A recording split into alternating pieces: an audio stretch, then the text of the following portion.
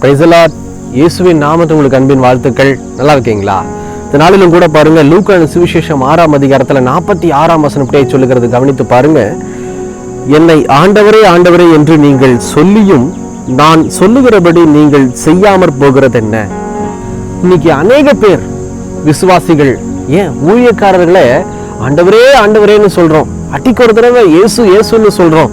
ஆனா என்ன செய்ய மாட்டேங்கிறோம்? கர்த்தர் சொல்லுகிற வார்த்தைக்கு செவி கொடுத்து முதல்ல கேட்பது கிடையாது. செவி கொடுத்து கேட்டாலும் கீழ்ப்படுவது கிடையாது. யோவான் சுவிசேஷம் அருமையான 14ஆம் அதிகாரத்துல ஒரு வசனம் இருக்கு.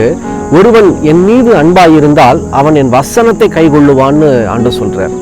இன்னைக்கு நம்ம அன்பா இருக்கிறோன்ற பேர்ல ஏசப்பா ஏசப்பா ஏசப்பா தான் எனக்கு எல்லாமே, இயேசுதான் எனக்கு எல்லாமே, என் ஆண்டவர் தான் எல்லாமேன்னு சொல்லி வாய் அளவுல அப்படியே மெச்சி கொள்ளுகிறோம்.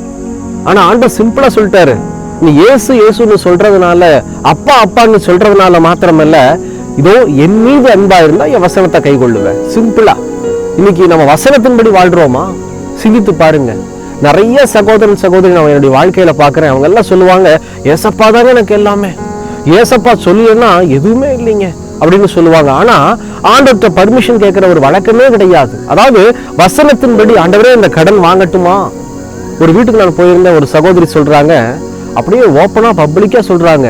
எனக்கு ரொம்ப ஆச்சரியமா இருந்தது. என்னன்னா, நான் ஒரு காரியத்துக்காக ஜெபம் பண்ணிட்டு இருந்தேன் தம்பி, உடனே ஒரு ஜெபம் பண்ணி ஒரு 10 நிமிஷத்துல எனக்கு கூப்பிட்டு குழு கொடுக்குறாங்க அப்படின்னு சொல்லி. கடன் குழுனாலும் கடன் தானே, கடன் எங்க ஆண்டவர் கொடுப்பாரா? யோசனை பண்ணி பாருங்க. ஒத்தாசையை தான் கொடுப்பேன்னு சொல்லி வேதத்துல ஆண்டவர் சொல்றாரு. கடன் உனக்கு கொடுப்பேன்னு சொல்லி ஆண்டவர் எழுதியிருக்காரா? வசனம் சொல்லி இருக்கிறதா? வசனத்தின்படி நம்ம சிந்தித்து பார்க்க வேண்டும். பிரியமான ஜனமே, என் தேவன் கொடுப்பது ஒத்தாசையா இல்ல கடனான்னு சொல்லி சிந்தித்து பார்க்க வேண்டும். கடனை கொடுப்பது பிசாசு, ஒத்தாசையை கொடுப்பதுதான் இயேசு கிறிஸ்து. அப்படி இருக்கும்போது சும்மா ஆண்டவரே ஆண்டவரே ஆண்டவரேன்னு சொல்லி அப்படி உருகத்தோடு கண்ணீரோடு ஜெபம் பண்றது மாத்திரமல்ல, வசனத்தின்படி வாழ்ந்து காமிக்க வேண்டும். உங்ககிட்ட ஒரு காரியம் வருது அப்படின்னா வசனத்தின்படி அந்த காரியம் கிட்ட வருதா? சிந்தித்து பாருங்க. வசனம் தான் மெயின். ஏன்னா ஆண்டவர் சொல்றாரு பாருங்க, ஆண்டவரே ஆண்டவன் சொல்றதுனால பிரயோஜனம் என்ன? சும்மா சொல்லிக்கிட்டு இருக்கிறீங்களே. மறுபடியும் வசனத்தை வாசிக்கிறேன் பாருங்க. என்னை ஆண்டவரே ஆண்டவரே என்று நீங்கள் சொல்லியும் நான் சொல்லுகிறபடி நீங்கள் செய்யாமற் போகிறது என்ன? பயங்கரமான ஒரு வார்த்தை. அவர் சொல்லியும் நம்ம செய்யல அப்படின்னா பரலோக ராஜ்யத்துக்குள்ள பிரவேசிக்கவே முடியாது.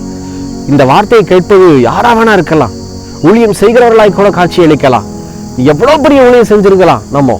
ஆனா ஆண்டவருடைய வார்த்தைக்கு கீழ்ப்படிஞ்சு வாழ்ந்தோமானால் பரலோக ராஜ்யம் நமக்கு உறுதியாய் காட்சி அளிக்கிறது. கண்களை மூடி ஜெபிக்கலாமா? எங்களை நேசிக்கிற நல்ல ஆண்டவரே, இந்த வேலைக்காக ஸ்தோத்திரம்.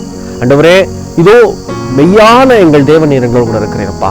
சும்மா வாயின் வார்த்தையில ஆண்டவரே ஆண்டவரேன்னு சொல்லி நாங்க உங்களை ஏமாற்ற விரும்பல ஆண்டவரே. எங்களை நாங்களே ஏமாத்திக்கிட்டு இருக்கிறோம் தகப்பனே. உடைய வார்த்தையை முதல்ல கேட்டு அந்த வார்த்தைக்கு உடனடியாகவே கீழ்ப்படிந்து ஒரு வாழ்கிற வாழ்க்கைக்கு எங்களை அர்ப்பணிக்கிறோம்னு சொல்லி அர்ப்பணிக்கிற பிள்ளைகளை கண்ணோக்கி பார்த்து கர்த்தர் ஆசீர்வதிப்பீராக. உங்க மேல அன்பா இருக்கிறது ஆண்டவரே, உங்க வார்த்தைக்கு கீழ்ப்படிஞ்சு வாழ்றதன் மூலயமான்னு சொல்லி அறிந்து கொண்டிருக்கிறோம் ஆண்டவரே.